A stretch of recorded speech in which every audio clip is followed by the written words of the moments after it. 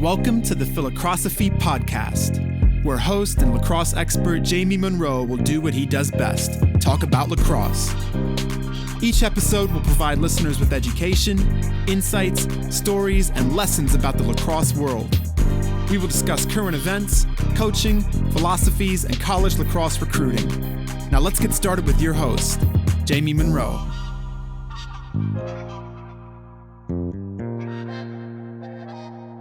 How's it going, everybody? Really excited to welcome Ty Xanders to the Phi-Lacrosse-ophy podcast.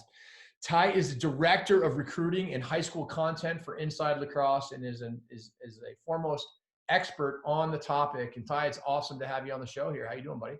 I'm doing great, Jamie. Thanks for having me again. I enjoyed this last time and pumped to be back, man.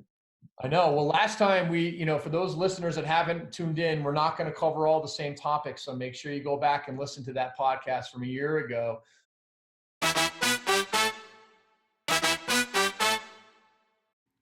The Phi-Lacrosse-ophy podcast is brought to you in part by the JM3 Lacrosse Academy. This 10-week online program is designed to teach cutting-edge lacrosse skills and IQ. Athletes will learn dozens of new techniques, creative drills, X's and O's, and most importantly, how to integrate it all into their game. To learn more or start getting better today, go to www.jm3sports.com/academy. But what I want to kick off with this time is, here we are with the class of 2021s. They're finally juniors coming off their first real summer of being in the spotlight. This is the first pristine, unadulterated recruiting class in the history. Give me some thoughts on this class and how the rules have really kind of worked out. Yeah, so I think it is a class that I think guys really were focusing on this summer, and I say that because it was the first time they focused in on one class really. And if you look at the 20s, the 19s, they've been watched for 3, 4, 5 years, and you had all those years of evaluations, and some took early risks, and a lot of those kids made early commitments, and for the most part that wasn't the case with the 21s. I think there were maybe 6, 7 standing commitments that happened before the rules, before the rule changes in April 2017. But yeah, it's largely the test case for that legislation that is in place. That, I think just the best thing that ever happened to the sport. As crazy as that may sound, I think it's been tremendous for all parties involved, and it's been fun to kind of see how things work out, have worked out so far, through the fall, knowing we've passed about 200 commitments in just over 2 months, which is more than I would have guessed. Yeah, that's what I was going to ask you next. So how many kids committed in September, and then how many again in October? I have to go back to that list. I think it was, gosh, I know we were at 160 in the first 60 days, the first 50 days rather. And, we did a study on that on UntitledChapter.com that went through the data. But as I go backwards here, there were 76 commitments in September. And then, looking at the totals here, there've just been massive rushes in certain 4 or 5 day stretches. As the highest ranked players, the most highly recruited players commit, you'll see the non-starred players make decisions, and that's been pretty interesting to see. And there's no doubt that the 5 stars, the best players, they kind of set the process. And that is who, I'm sure you're familiar with this, when you were at Denver, you obviously prioritize a handful of players that you give big money to, you go after pretty hard, and then, say they end up choosing a different school, you go down your list and, see who else is left and try and attract them. So, that's what's happened, so far. And then, by the time that we had 200 commitments on 31st.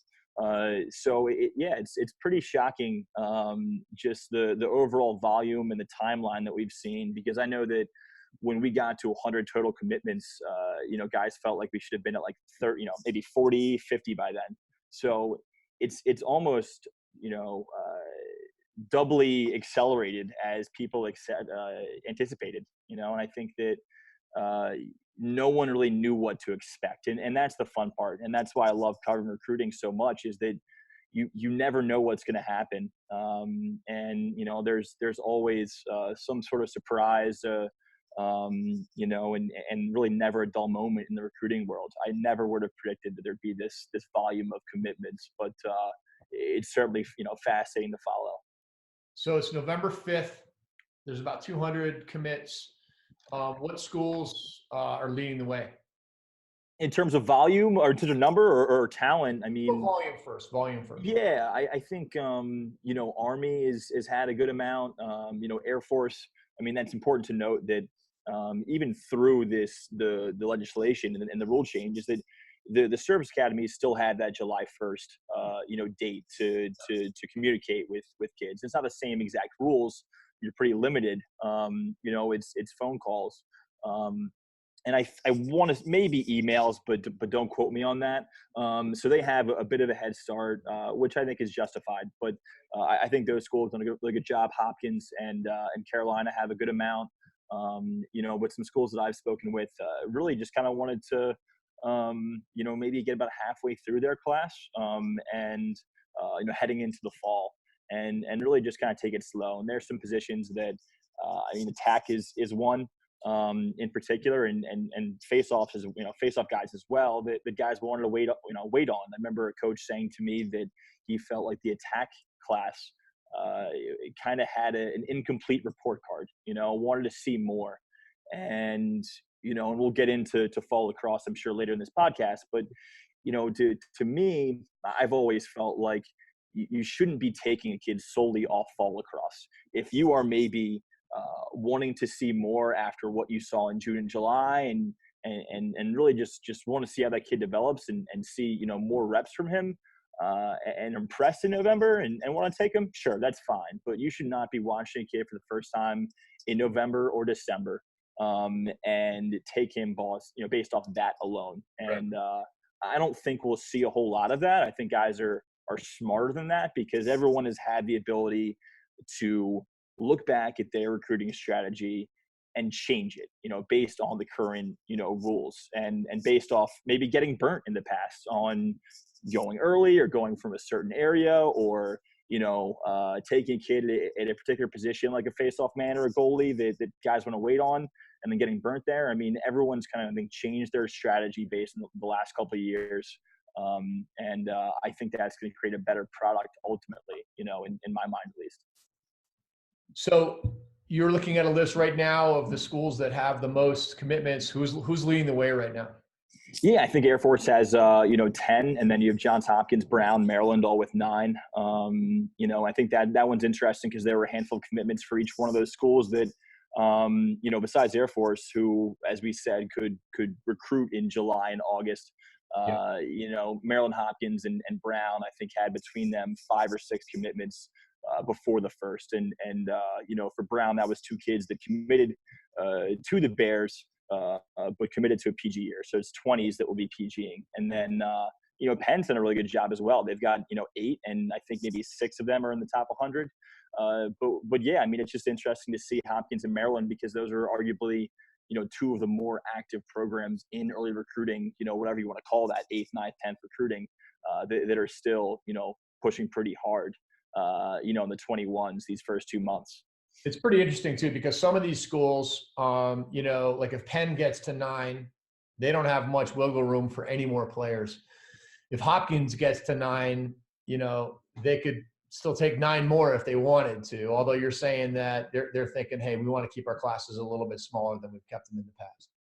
Yeah, for sure. And I think that, you don't always know how things are going to work out. And, certainly Penn and Hopkins are going to recruit differently. One has scholarships, one's an Ivy League, and that also has, Wharton to push to kids. So it's a different process. And, you're dealing with aid rather than, those 12 points to scholarships. So, and certainly Maryland and Hopkins tuition are a bit different, so yeah, it's all different. The Ivy League, is going to have, you're going to get 9 or 10 or 11 spots.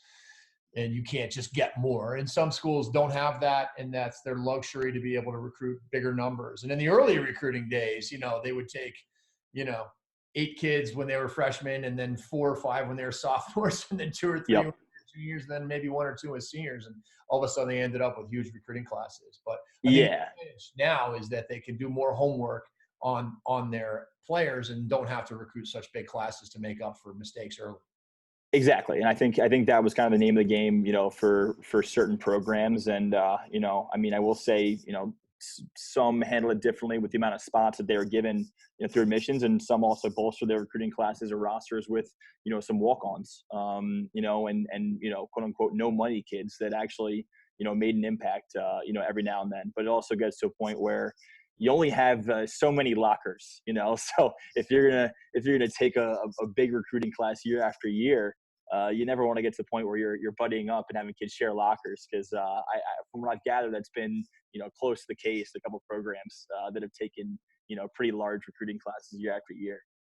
How many total spots do you think there are for Division I players across the board? How many total kids will go Division I from the class of 2021?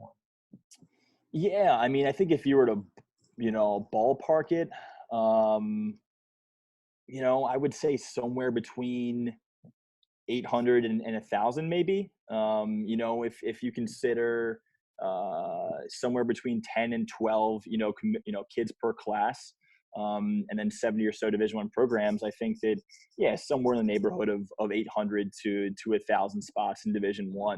And don't make me do the math when it comes to Division II and Division III, but I mean, the percentage, if you look at that, knowing that there's somewhere between 800 and 1,000, and knowing that about 230 or so, maybe 220 kids are committed right now, that's a small portion of the class, and we've got a long way to go. And I think that was really my biggest advice for, families going through the recruiting podcast is, there's all this hype about September 1st, but you have to realize that you do have all this time. This is not a sprint, it's a marathon. This is going, all the way through to, your high school graduation, especially knowing now, and this is not widely known, but, National Signing Week starts and just keeps rolling. And in the past, it would go for a week. It'd be Wednesday to Wednesday, mid-November. Now you're not really tied to any one date. It just kind of keeps going. So there's a long way to go. And, just tons of spots out there at, a lot of great programs, because there's also a lot of great spots out there, for the 20s. So a small portion of these admission spots, these athletic spots have been filled as of November 5th. So I wrote in my little notes to you before this podcast that I had made the statement that the class of 2021 is the most under-evaluated class, in my opinion, in the history of Division I lacrosse recruiting. And then you said, hey, I think I said that on the podcast last year, which is maybe I may have. The fact is, and you alluded to this earlier, that it used to be that you would start watching players play as 8th graders, and you would see who all the best kids were, and you could sort of see, and it allowed you over the course of 2, 3, 4 years to pretty much know the whole class by the time September 1 hit. This year, there was not a whole lot of time and effort put into the 2021s until this summer. I'm sure last fall there was some. But the fall, as we know, it was 6 days, and it's just, and it was basically terrible weather last fall too. So, it's equivalent of a couple of days. Now you've got more players than ever. You've got more good players than ever. You've got more events than ever. You've got more club teams than ever. And there's no way that a coach can really get to know players. And you know this as well as anybody, because you're trying to get to know them. And watching a half of a game of a team a few times over the course of the summer, if there's 10 or 15 Division I caliber commits on this roster, how are you going to know who everybody is? Yeah, and that's the challenging part. And, I know that, sometimes I tend to kind of lump myself in with some of these college coaches, because we have, we're trying to accomplish different things, but we are, trying to accomplish the same thing, in that we want to see the best players. We want to see them, multiple times, before making a decision, whether it's on a ranking or on his scholarship money, whatever it may be. And I think what I've always said, and not just in the context of the class of 2021, but definitely pertinent to that class, is that there's so much more talent than there was 5-10 years ago. And I was getting my career started 10 years ago, and I felt like there were just a handful of events, and they were different events. The rich were getting richer. There wasn't as much parity in college lacrosse or in recruiting. It was just a different process. There's just so much more talent and from more areas and from more clubs than there were a handful of years ago. So, that being said, you really have to be smart about the way that you attack the recruiting process, whether it's the fall or, the spring or the summer. You really have to have a strategy that allows you to watch kids as much as possible, because when you don't, that's when you end up doing yourself a disservice. You never want a one-hit wonder that you see at a recruiting event that played really well and take them because of that. I usually like to have, maybe watch anywhere between 5 and 10 full games of a player before I rank them, and that's the minimum. They're kids that I've probably seen that that are juniors. I've probably seen 15, 20 full games, or maybe that are seniors. I've seen 15, 20, 30 full games. But the more you watch of someone, the better off you are. The better you feel about that player panning out the next level.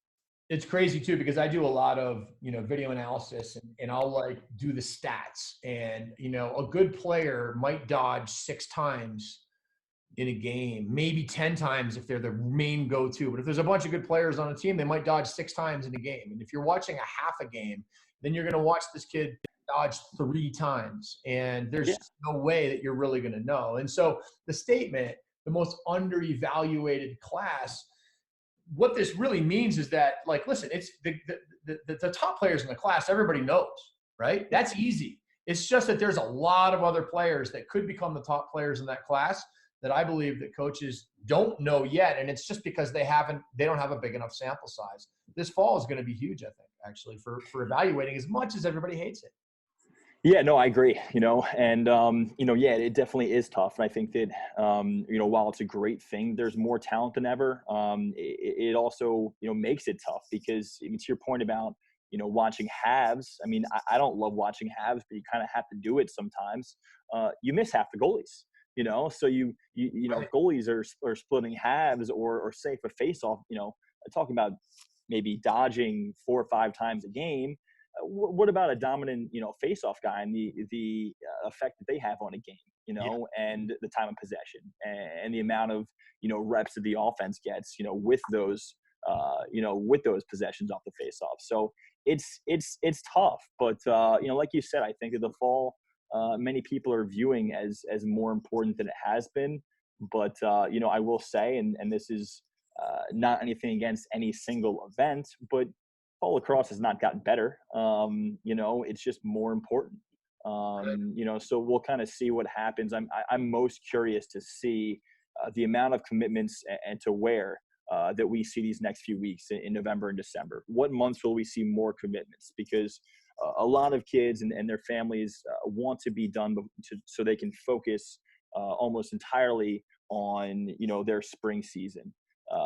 They don't like to make commitments and make all these visits, knowing that their focus and their weekends really are just gobbled up by their high school teams. I'm curious to see if we'll see more of that, or if they'll just kind of hold off for rising senior summer. We'll just see a massive plethora of commitments in June and July, or even next fall. So I think that's where I'm most intrigued to see is just the changes. It's not just going to be the fall commitments, what we'll see in the late winter and early spring. I agree. Obviously, I think, like we said, I think this fall is going to be more important than it has been, simply because the coaches really need to see these players play more. And there's going to be kids that emerge that they're like, wow, I can't believe I missed that kid. Where was he all summer? It's like, well, he was there, that's just what happens, right? Because you just don't get enough opportunity to watch him. And then, like you said, they're going to go through, we're going to see what happens in December and January. And then once the coaches are in full season mode starting mid-January into early February. It's not that the recruiting is going to stop, but it's going to slow way down because they just don't have the time to focus on recruiting unless it's kind of wrapping something up that got started earlier. And obviously they're not watching a lot of players in the months of December and January outside of a couple of showcases or prospect camps. And then it moves on to the summer, where I would say if you're a 2021 and you're not committed by December or January, don't worry about it, because there are going to be spots at incredible places, and a lot of them. I mean, it wouldn't surprise me if close to 50% of the spots in Division I were still available. There's going to be hundreds of spots left, I would say. Wouldn't you agree with that? Yeah, I agree, entirely. And I think that when I look back at the 20 class, which, as we know, has the Brennan O'Neills of the world that, committed in 8th grade. And we saw this huge, volume of flips last fall. I mean, after these guys that committed to these schools literally could not talk to their future college coaches for, a year and a half, 2 years, whatever it was. They all, flipped their decisions, but that kind of created, there were a lot of open spots this summer for 20s. I mean, there were some schools that are in the top 20 that legitimately had 4, 5, 6 spots open. So I think that's pretty exciting to consider, because I think that number will only go up for the 21 class and the 22. So while I understand the need, the desire to get the decision over with and find the right home, be patient, wait. Like there's so much time, and like the door never really closes. These guys are always, especially in the poaching era and all that, like these guys are always looking out for the top talent, no matter what. I mean, the door really never closes, and I mean that. Yeah, and in this poaching era where people are flipping their decisions, and it's probably changed the dynamics quite a bit about friendships on the sideline of these recruiting events. There's going to be some you probably prefer not to have to do it to, but at the end of the day, it's your job, right? And you're going to just do what you got to do, get the best players you can. And that said, I wonder if that has an impact on some of the schools that are not at the top of the food chain. It's like, why would they rush to go get the best player they can get when they know that kid is just going to get poached down the line anyways? And I think it slows that process down, which is just going to leave more open spaces too. What do you think? Yeah, no, I mean, I definitely agree. And I also think that we won't see as many flips as we did in the past. And I do think there'll be some movement, but, I'm inclined to think that, I don't want to, name any names as an example and anything like that. But I do think that maybe we'll tend to see more flips, or a higher percentage of the flips being something where it's like someone that committed to a school in the bottom half of Division I, whatever you want to call it, and one of the big boys, sees that kid develop tremendously and picks him off, rather than a kid flipping from a top 20 to a top 20. Right. I don't think we'll definitely see that, because I mean the Notre Dames of the world will always be looking to pick guys off, and plenty of other schools beyond them. But I do think that it'll be more so be maybe the haves versus the haves picking off the have-nots, if you want to look at it that way. But it's been fascinating to kind of see that. I mean, there's already been a couple flips of kids that committed before the rules, and I think we did the first flip of a kid that committed a few weeks ago, and then wound up somewhere else because his money was picked up, was brought up through that school, losing some kids. So I mean, it just some pretty interesting trends all over the place, and I know you and I are both looking forward to kind of seeing what happens from here, and the amount of movement that you see through next summer and the next fall, because it's really just going to be going on at all times. I mean, while September and October were just jam-packed with commitments, I think that the commitment process is just more spread out than it has been. Yeah, and on the other hand, I think there's going to be people that are just feeling the pressure. There was pressure in early recruiting too, but the window was greater. The pressure was simply that spots were going, and that pressure is the same. And so in some ways, it's a little more condensed because of the fact that all the spots are basically being taken care of over the course of September 1 through, let's just say, October or November of the senior year, if not September to September. So therefore you wonder if the kid who, these kids who flip after they commit, sometimes it's because they might have chosen a school because they were afraid that was going to be their only opportunity. And then Yeah. enough that someone, hey, why don't you come to our school? And they could, that the power of that recruiting, level of the food chain allows some programs to do that. Yeah, I feel the same way. And just, just to correct myself, I think I was just meant to say that it's more condensed, in certain times. I think that, we've looked at these 200 commitments and I'll be honest, I see some of these commitments, on paper, and there's some very good players out here, but I look at some of them and I think, why right now? Like why go there, when you can go play in November, and then, even next summer, and see what happens. I mean that actually on both sides. I think that there have been some premature takes, for some players out there, that kind of leave me scratching my head a little bit. You can take your time here. You coached at a very desirable school, and you can really you can wait. You don't have to get so antsy and lose your patience and try and make a splash. You can really just take your time if you want to. Though I understand the desire to want to get maybe 3, 4, 5 guys that you can build around. Right. And that's what you want to do, but you don't want to fill up your class too much too early.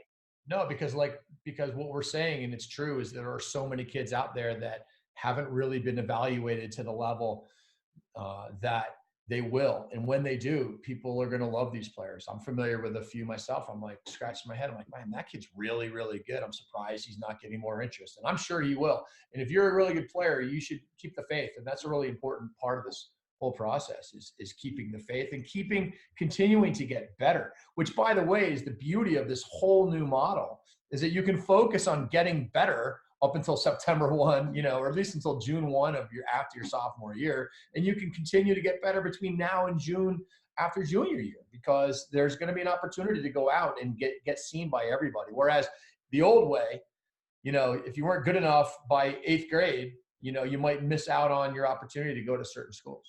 Yeah, and everyone develops it at different times. Whether that's athletically, academically, or socially.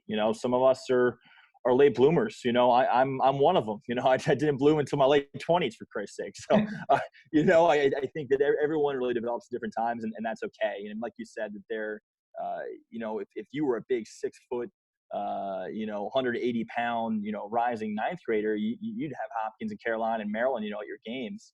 Yep.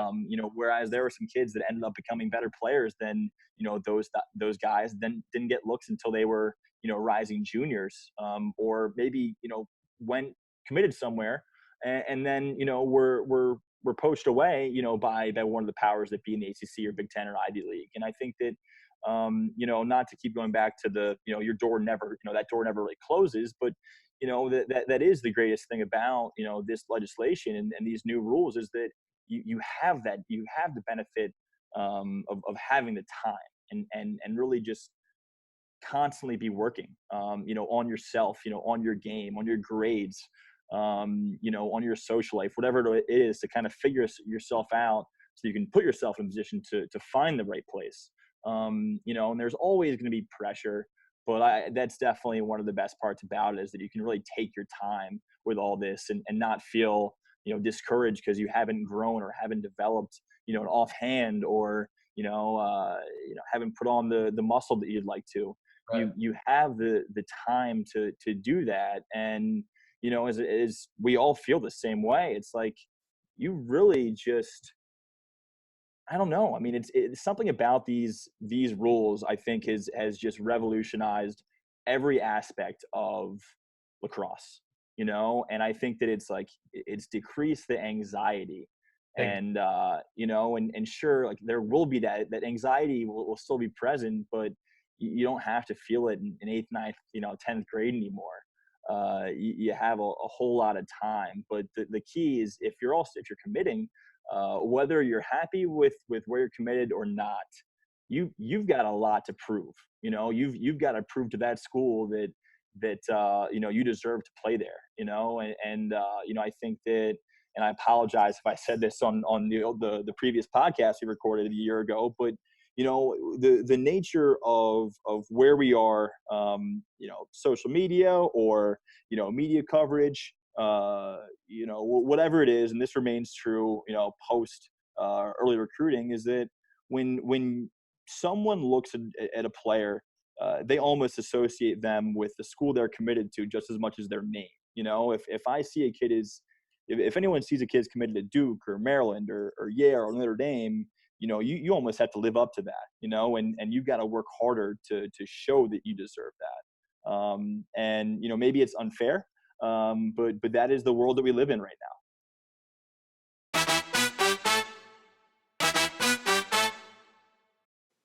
The Phi-Lacrosse-ophy podcast is brought to you in part by the JM3 Coaches Training Program. If you are a coach interested in sharpening your saw, like so many of the guests on the show, you are going to love the content in this program. Go to www.jm3coaches.com for more information.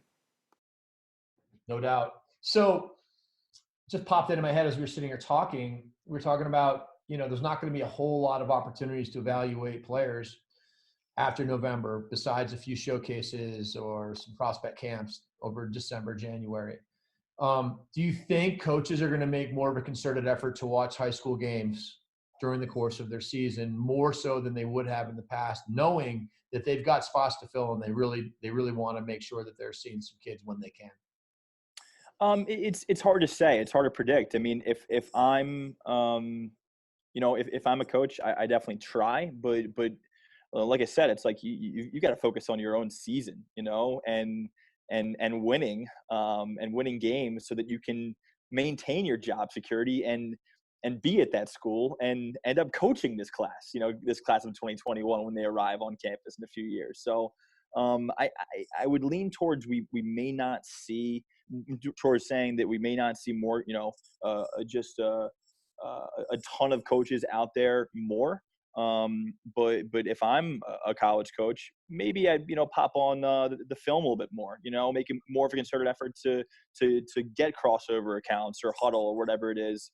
And, pop those games onto computer and watch film of kids, because I look at, everyone loves evaluating high school lacrosse games versus club, and club lacrosse has become a phenomenal product in comparison to where it was. It's become really well coached, and more organized than it used to be. But spring lacrosse is what you want when it comes to evaluating talent, because you have you have that player in a system, and you have that player practicing every day and playing every game, playing great competition. I think that's what you want to look at the most. But like we've said, you don't have that ability. Especially if you're a school like, say, Utah, for example, where you're so cut off from, the highest levels of high school lacrosse in comparison to a school like, maybe Towson or Loyola. I'll see Coach Nadalin or Coach Toomey at high school games, pretty frequently throughout the spring. But I'm just not convinced that we'll see a whole lot more of that, because I think that their focus is in the right place in running their program and winning games. But it would be nice to see more of it. I can see it both ways, because the bottom line is, if you have a lot of recruiting to do and you want to find players that other people don't know, look at Division I men's ice hockey. When I was at Denver, they had an assistant coach that was like literally on the road all the time, and he was one of the coaches. Okay, and he would go to games when he could, but he was traveling and finding talent. And we know that recruiting is, coaching is important, but there's probably nothing more important than your recruiting. If you've got the players, you can win. And I think that that with the way recruiting was, the high school games were less valuable because you were recruiting kids that were freshmen or sophomores, and they might not even get playing time on those teams. Now you could go to a St. Anthony's game as a junior and find a junior that you'd never seen before. You might have been like on a B team of some club, amazing club. And you're like, who is this guy? And I think that there's probably, look, there's no question there's not enough coaches considering how big the rosters are, and there's never enough time. And I think the film concept you bring up is absolutely right on. But I have a feeling there's going to be more coaches out watching high school games, trying to get a jump on it, simply because they just aren't. They're going to feel a little bit behind the eight ball with knowing the talent and getting the commitments that they want. Yeah, and I agree. I do think we'll see an increase, but I don't think it'll be, a drastic change. I think just probably a handful more games, and that's the way it should be. And you make an excellent point, and one that I've always felt strongly about, and that, and this is a two-part thing in the sense that, you talk about St. Anthony's there, and as an example, I remember the time, the years where the St. Anthony Chaminade JV game would be like one of the most, widely attended Right. games from college coaches, because, that's where you were. You had the freshmen, sophomores on those rosters, and that's who you want to fill your class with. And, I do think that there's this like huge benefit in watching high school lacrosse, but I think it's the kind of thing also, and this is getting, away from the off the field thing as well. But, we know that the influence of club lacrosse and club coaches is just huge, on the recruiting process, and certainly more so in early recruiting. But now, I feel like more high school coaches have been brought into the recruiting process. And that is just a big time, positive for the sport, because, especially, with the private schools and even the public schools as well. You have a lot of these guys that work in the school, that are in the school every day, whether it's as, a dean of the upperclassmen, or an English teacher, or a gym teacher, a principal, whatever it is. So you're dealing with these kids every single day as a high school coach. And these kids super well in comparison to a club coach, in my mind, that maybe sees their guy, maybe twice a week, certain times of the year.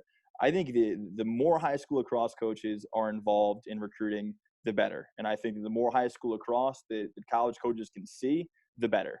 I think that is something that is one of the, under talked about, things out there, in relation to these rules, is that high school lacrosse has become more important. And I think that even if you're a college coach, and even if you're not out there a ton in the spring, if you're at least, really doing a good job, keeping an eye on the stats and the success of some of these players, and can at least look at that production from the spring on paper, or the spring highlights, or whatever it is, talk to that coach, and then, feel strongly about that guy, and make a point to watch him in June, that's effective, you're not out there, but you're at least saying, God, that kid was not on my list a year ago, but he put up, 45 and 10 for Landon, and came out of nowhere. I'm going to give him a hard look, Yeah. And I think that that is very beneficial to a college program, feeling good about the guys they have, in their recruiting class. Sure, the kids you go out there and get early, but the late bloomers that came out of nowhere and started to produce a whole lot for prominent programs, that's huge. I remember when I was at Denver, sometime we were playing at Notre Dame in like maybe 01 or 03 or something like this. And I remember watching New Trier High School play in a high school game before our Notre Dame game. And there was this defenseman out there, and he was a sophomore. What a stud.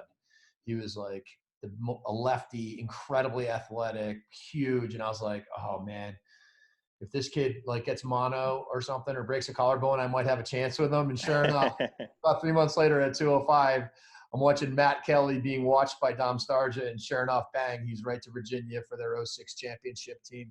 But I think that's the kind of way that coaches are going to just go out of their way, like you said, through the film, through crossover and huddle accounts, for sure.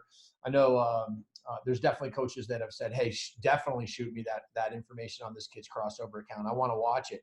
And I think they're just going to look for the opportunities, because at the end of the day, they just really need to see these kids. And coaches always do what they got to do. I mean, that's what happens. Exactly. And technology has only made it easier. I know, even, personally, I've had, a bunch of crossover and huddle, passwords that coaches have set me up with, that it's made it easier for me to watch games that, as far as San Diego, or New England, that maybe I can't get to as easily from my spot here in Baltimore. I think that's it's big for all parties involved to have that technology, have that film to be able to lean on heavily. Okay, so how much 2022 lacrosse are coaches going to be watching this fall in your estimation? I'm inclined to say minimal, and I will say that I do, and every coach kind of views the formatting, the scheduling of an event differently.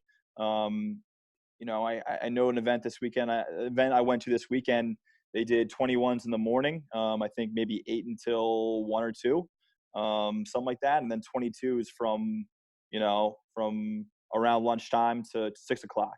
And you didn't really have a choice but to watch those 22s. Some guys just want the option, because obviously St. Bonaventure is recruiting a different way from Maryland, and both were in attendance. There's no need for a program like St. Bonaventure that's a new program to spend all this time and energy on 22s that you can't talk to when they don't have, they only have 121, where Maryland is, and these are just using examples. Maryland, it has 8 or 9 commitments, and they want to build a strong. They want to keep watching 21s, but also build a list of 22s. So I know, personally, I have not watched a lot of 22s, but there is the benefits of kids like Joey Spalina or Dom Petramala, obviously 2 names, two last names everyone recognizes. Right. Those guys playing up a grade or 2.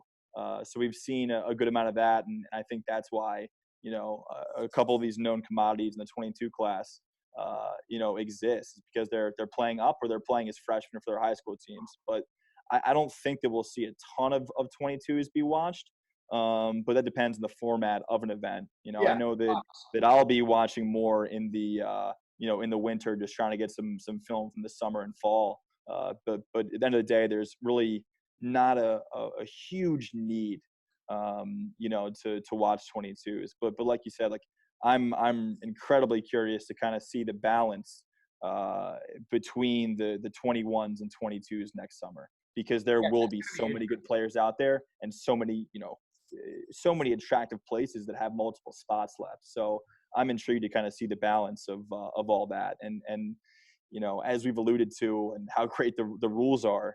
A couple of years ago, man, you were balancing, everyone was having to watch 4 grades at the same time. Yeah. And that's tough. And I feel like I've even been able to do my job, much better, or feel much better about my evaluations, because I can focus on two grad years and not worry about watching rising 9th, 10th, 11th, and 12th graders at the same time. Yeah. And that's been one of the biggest pieces of it all. So a year ago, I would say that coaches were turning the page on the 2020s a lot to the 21s a lot faster than this year. They're going to turn the page from 21s to 22s. And I think that's going to go right into the summer, which then leads me to the next statement of the class of 2022 is going to be the most underevaluated class in the history of college lacrosse recruiting because of the way it seems to be going.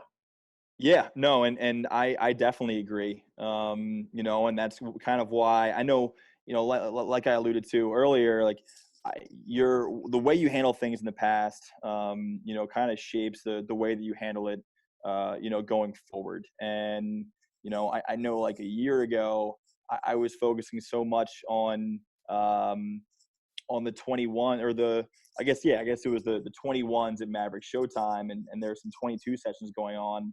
And I'm just like, nah, I'm good. I'll wait until next year. I got to focus in this class, whatever it is. Right. And then I look back, and maybe I have the years off, but I look back and I'm like, shoot, I should have watched them more. I would have had more of a list. I don't really know the 22 class yet, whatever it is. And you're kind of scrambling a little bit. But yeah, it'll be interesting to see. And I think the 22 class, guys are already looking at that class and comparing it to the 21s, because of you have these top flight attackmen in the 22 class, those aforementioned names, and you kind of look at that and combined with the reality that this attack class in the 21s isn't that good in comparison to the previous years. I think there's maybe 3 or 4 5 stars that I have that are attackmen, but people are kind of feeling like they're having trouble They don't think the top tier of attackmen is as strong as it has been in the past. Or maybe, they don't think it'll be as strong as the 22s, but a lot of guys feel like the next few tiers of talent in the 21 class isn't as strong based on what they've seen. But a lot could change in these next few months, and a lot probably will change. Don't necessarily really know yet, right? So much will change the 22s too, guys will catch up. So it'll be interesting. So if you look at the attack group of the 21s, you're saying isn't as strong. I've heard, on the other hand, the goalie group is very strong. What about defensemen and middies? I think the defensemen are excellent, and that's the position that I felt the best about. That's the position that the college coaches felt best about, to the point that they're throwing big money at some of these guys, and I think that's been one of these coaches' main takeaways is just high scholarships. 70, 80, 90% that's going out to defensemen, and that's rare. That's relatively rare in recruiting to spend that kind of money, on a long pole. And some may call it a slippery slope, but I do think that's where the talent has been in the 21 class. I've definitely felt best about the defensemen, and the middies, super athletic, really, really athletic, and some are more polished than others, for sure is usually the case. But, the attackmen I point at as the attackmen and face-off guys I point at is a group that, jury's still out. It's very, those were the two positions I focus the most on when I talk to college evaluators while doing the rankings is just trying to separate all those guys. And they had a really hard time. I mentioned that I kind of, lump myself in with college coaches, and we're doing something similar. I'm trying to figure out, where to put these kids in the ranking, and these guys are trying to figure out where to put them on their boards and how much money to give them. So we've kind of all, gone back and forth, and had a pretty hard time separating a couple of these positions in particular, with face-offs and attackmen. And the goalie class is very special, and for what I've heard, from the goalie Smith guys, is that the 22s are stellar, in cage. So it'll be interesting because some schools just don't feel the need to or don't have to really recruit a goalie every year. Yeah. If you go hard enough for a 2021 goalie that you think is a top 5 guy in the class to keep him happy, maybe you don't take a 22 goalie. I know we saw that a whole lot with the class of 2018 in goal. It was a pretty good goalie class, and guys, maybe wouldn't take a 19, and some, or some didn't take a 20. But then we saw some transfers and we saw some red shirts. Yeah. So you kind of have to be smart about, managing that. I mentioned, managing the attackmen. I know that there are some guys that are like, look, we're going to go all in on these 22 attackmen next year because we feel good about what we currently have. Interesting. And so let's talk about the impact of repeating and reclassing, the impact that's already been happening as it relates to the class of 21s. We already know what it was like in years past. It was always with the early recruiting. If you were a 16-year-old freshman versus a 14-year-old freshman, it was a pretty big deal. It's certainly an advantage to be an 18-year-old junior rather than a 17-year-old junior. And I would tell you that any college coach would rather have a 23-year-old senior than a 22-year-old senior, as well as a 20-year-old freshman versus a 19-year-old freshman. If you haven't repeated, how big of a disadvantage is that for you? How much are you playing up if you're kind of normal for your class or even young for your class? Yeah, that's hard to answer. The simple overarching theme to all this and point to all this is that it was more beneficial to reclass under the old rules. And, I feel pretty strongly about that. I do think that this legislation has, created less of a, repeat culture. It'll still exist. And, I think what people have to be, cognizant of is that all reclasses are not created equal. I think that oftentimes it's justified. I think of, my old high school buddy, Christian Walsh, who really just became a much better player and more ready to play at Duke because he was a 17-year-old, high school graduate of boys Latin, albeit one that had just put up 9 goals on my St. Paul's Crusaders and had a great career. He needed more. He needed to grow more and mature. So a lot of times it's situations like that. But what we've seen a whole lot, whether it's in the old rules or current rules, is kids repeat to gain an advantage on the rest of their class. Maybe they weren't developing properly, so they don't need to do that. I do not think we'll see as much of that. But yeah, there's no doubt that the college coaches would rather have, an older player on their roster, and there's nothing against it. And I also think that there's nothing, it is important to consider though. And that's why, I've always been a huge fan of any event that has the date of birth on the roster, because it's important to have that information. And that's what we all want to do, what the college coaches want to do. What I want to do is gather information. And the more information you have, whether it's the amount of evaluations you have a kid, or the amount of film, or his date of birth, or information about his parents and maybe how big they are or what their background is, or whatever it is. You want as much information as possible. And I know that there's some kids out there that we feel like we've been watching forever in the 21 class. And, naturally they're kids that have reclassed. But I do think the overall number of reclasses will dwindle. So I agree with you that the impact is lessened the older you get. But I would say that 100% of the time, a 21 will be a better 22. Yeah. To the level that it gets him to where he wants to go, who knows? I can also say that, one of the better club teams in the country, all but 3 of their kids were repeats. If you look at the New England prep schools, whether you did it, whether you repeated and redshirted in kindergarten, whether you did a repeat 8th grade year, whether you reclassed without actually repeating just to play in the class that you want to be in, or with the intention of doing a PG year, or whether you actually do that 9th or 10th grade repeat, it is a big advantage. And while it may not happen as early, I think at the end of the day, given the fact that you're going to be a better prospect if you're not getting the looks that you want, I think you're going to see the reclasses happening after this November. For 2021s, they're going to kind of look and see where they fall.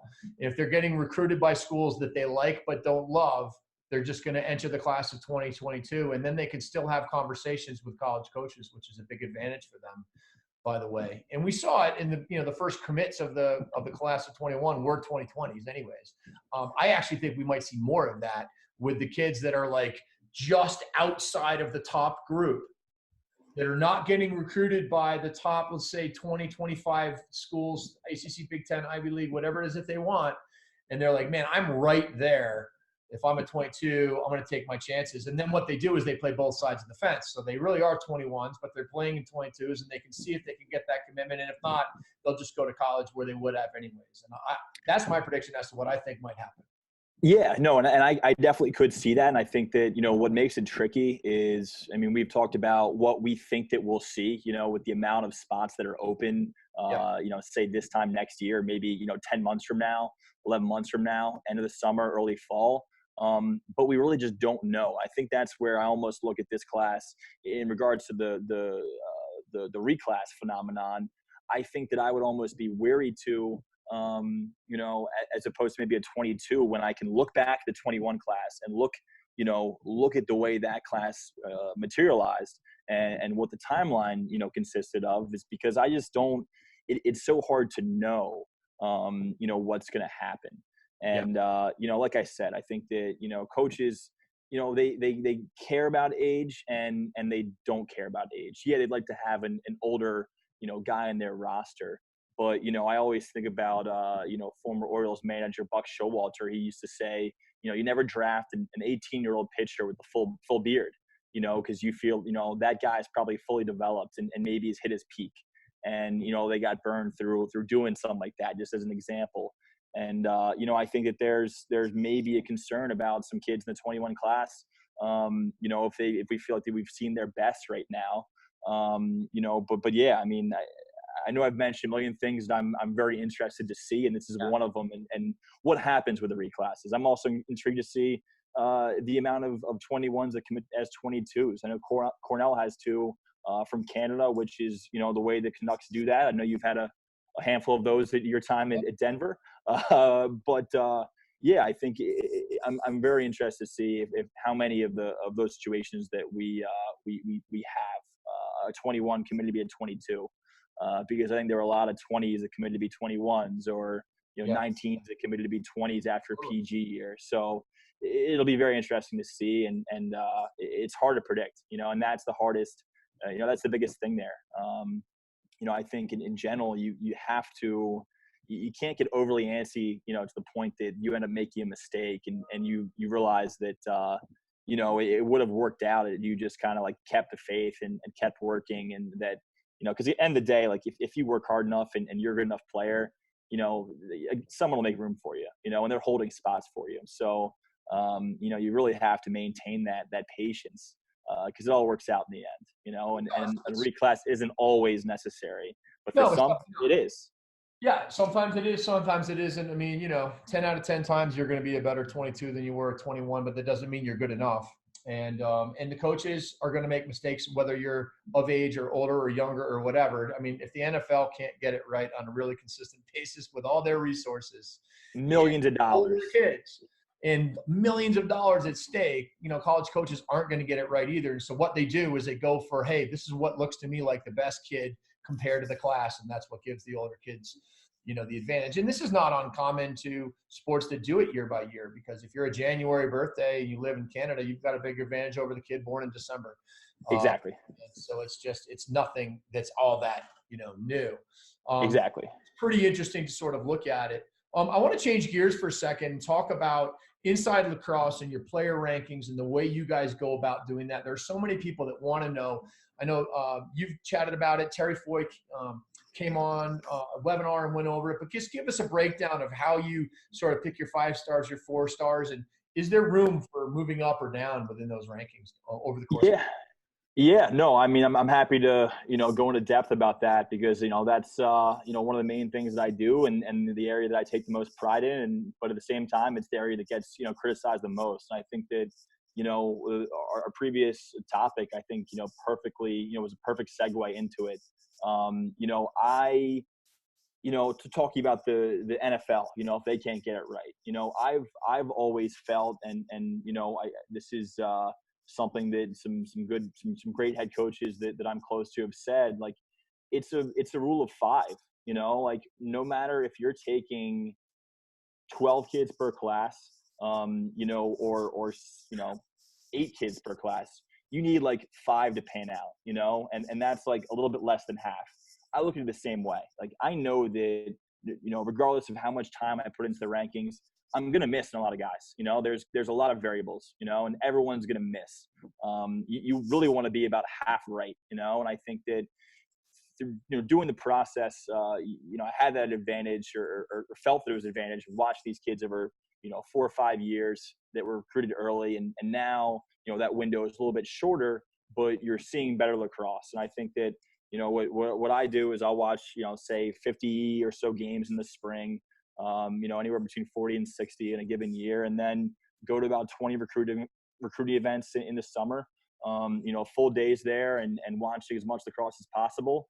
And then, August is the fun part, I go from spending, 12 hours in the fields to, 12 and 15 hours in the office, just on the phone, compiling information and bouncing all these names off these college coaches, because, I mean, while I may set the baseline, it's really these college coaches that are indirectly, helping set the rankings process and put them together.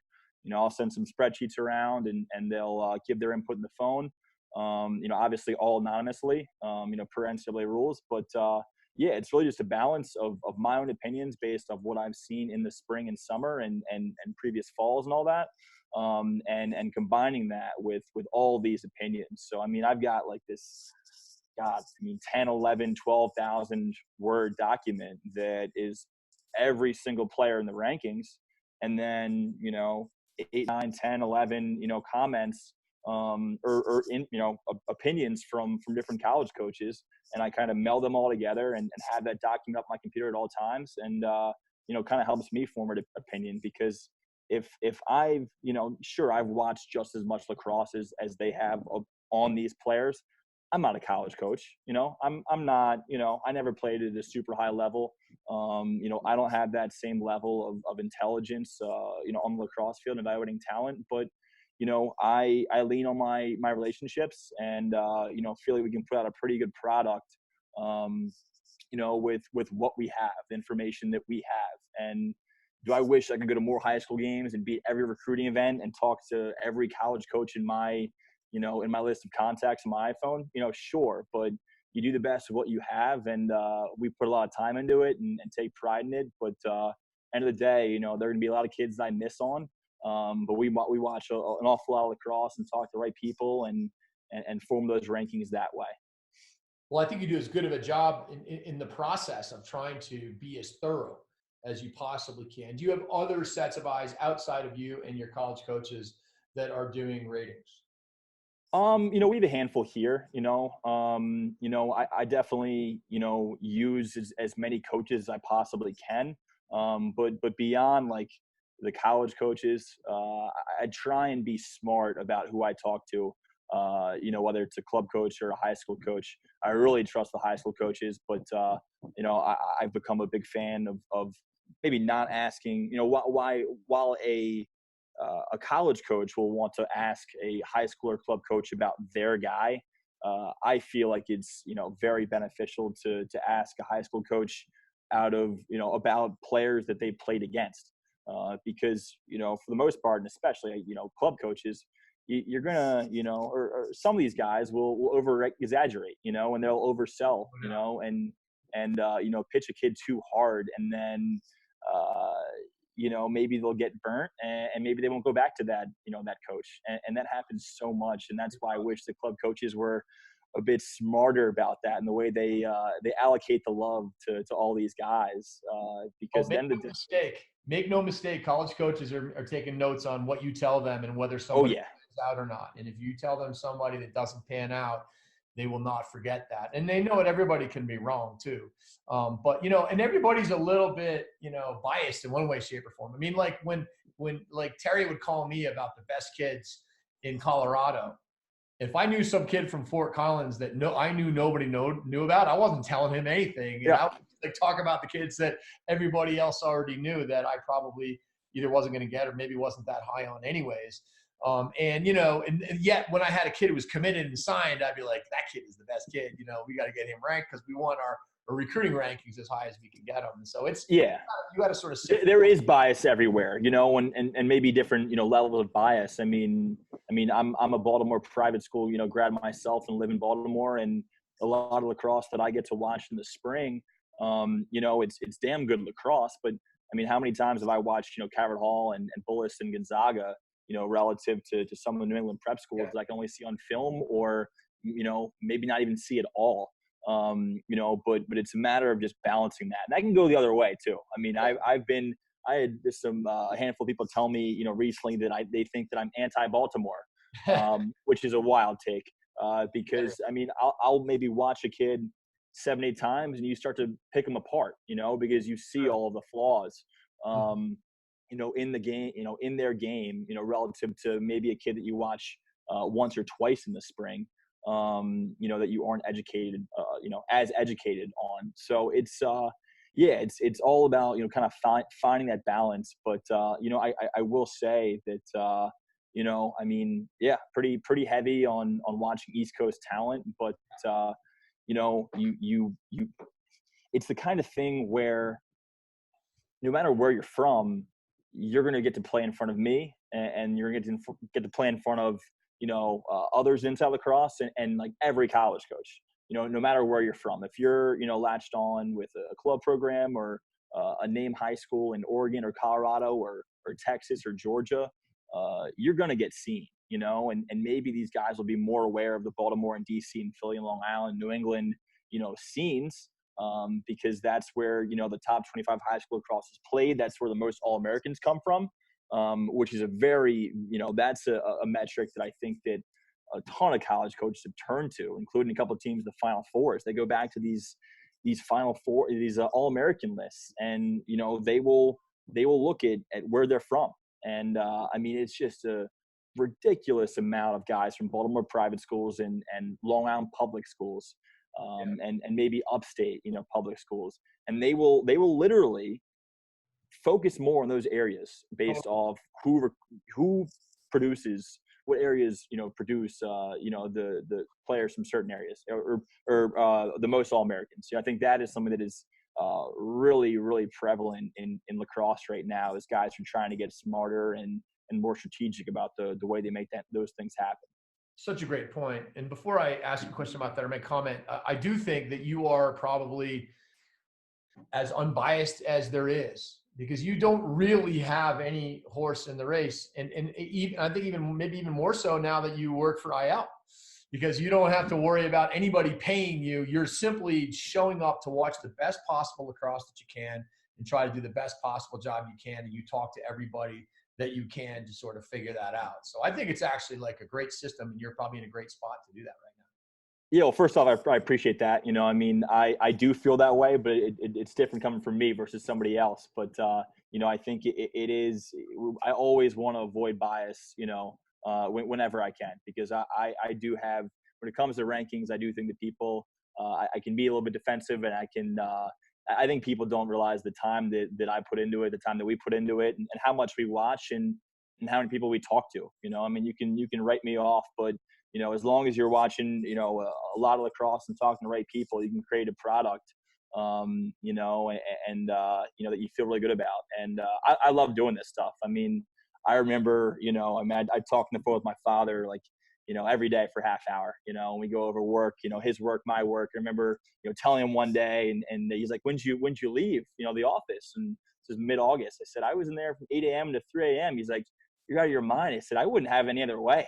I'm like, I loved it. I didn't want to leave. It's fun to kind of put all those opinions together after watching lacrosse all summer and turn it into rankings. And then the feeling when you finish it, is pretty incredible. Although, you're never done. You're never done with the ranking process, and kind of want to keep making it better. And that's why we felt like, when I was a recruiting rundown, I made it a point to take over the football, the football strategy, the basketball strategy of the stars, the 3 stars, the 4 stars, the 5 stars, and kind of measure them differently.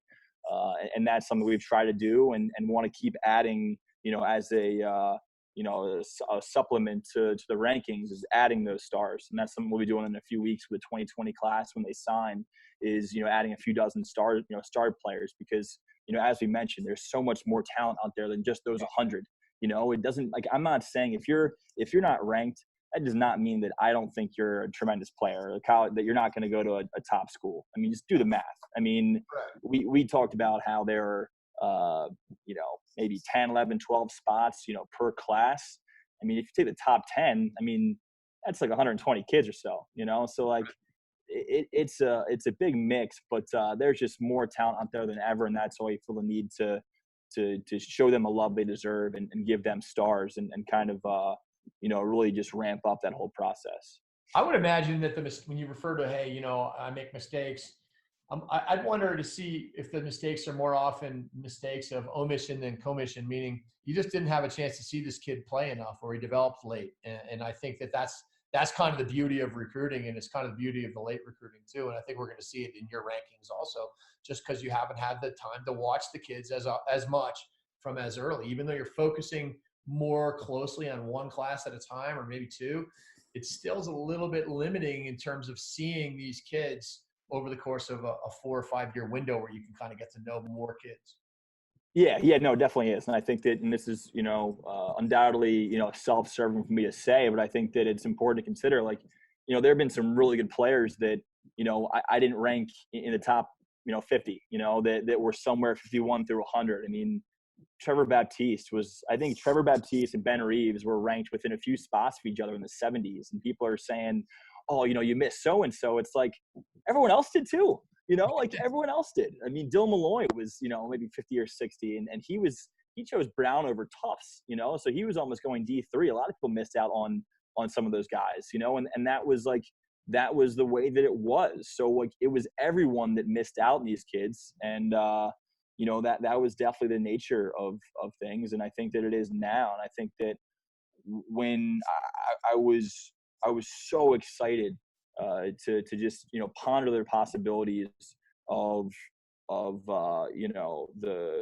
early recruiting being outlawed, and thinking ahead of what it would mean for the way that I do my job. And I think that it was actually a really good thing for my career, my workflow, but also the legitimacy, if you want to call it that, of the rankings. And I mean that in the sense that it was a clean slate, and it really was a clean slate. So in the past, like we talk about a bias here, I probably had a bias because of some of these commitments. Like generally, you're going to watch a kid or pay closer attention to a kid rather that had made an early commitment in ACC or Big Ten.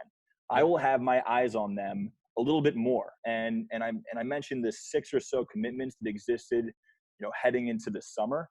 I would even watch those 6 a little bit more that had Ohio State or Hopkins or UNC attached to their name. So when you took that away, I think it was really refreshing to create a product where I wasn't looking at a kid and having a bias because of his commitment, and that would in turn create probably more evaluations of that kid, more a harder look on that kid. It was nice to literally have 95% of the top 100 be uncommitted, and not like, I think you've seen in the rankings there's kids that have committed to High Point and Utah and all sorts of different schools that aren't the powers that be.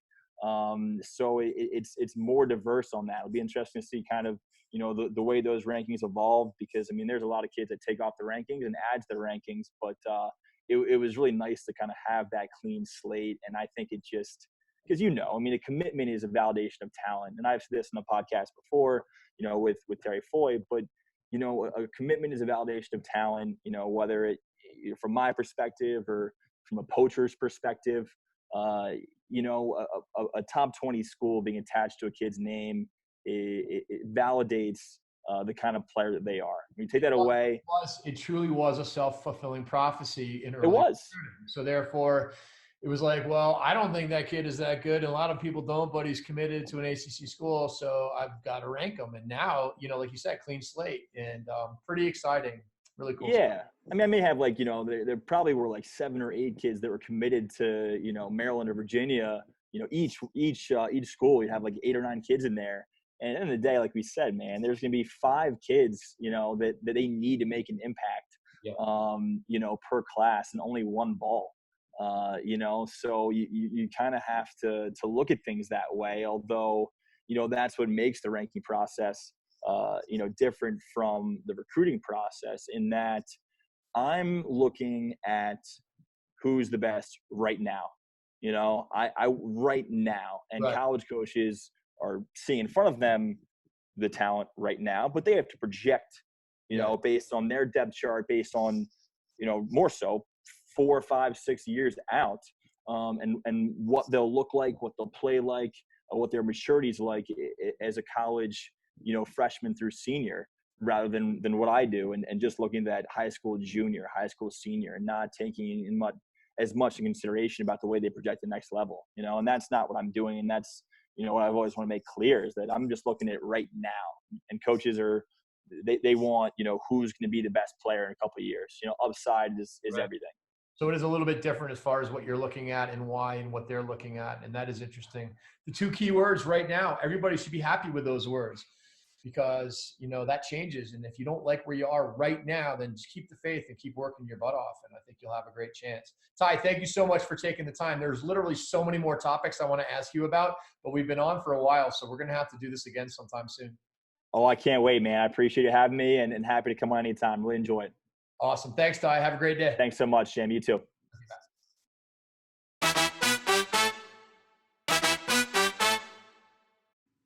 The Phi-Lacrosse-ophy podcast is made possible in part by the JM3 video assessment tool. There's no question that video is critical to player development. One way or another, your son or daughter must utilize video to learn their game and the game. To learn more, see video testimonials, or register, go to www.jm3sports.com/video right now.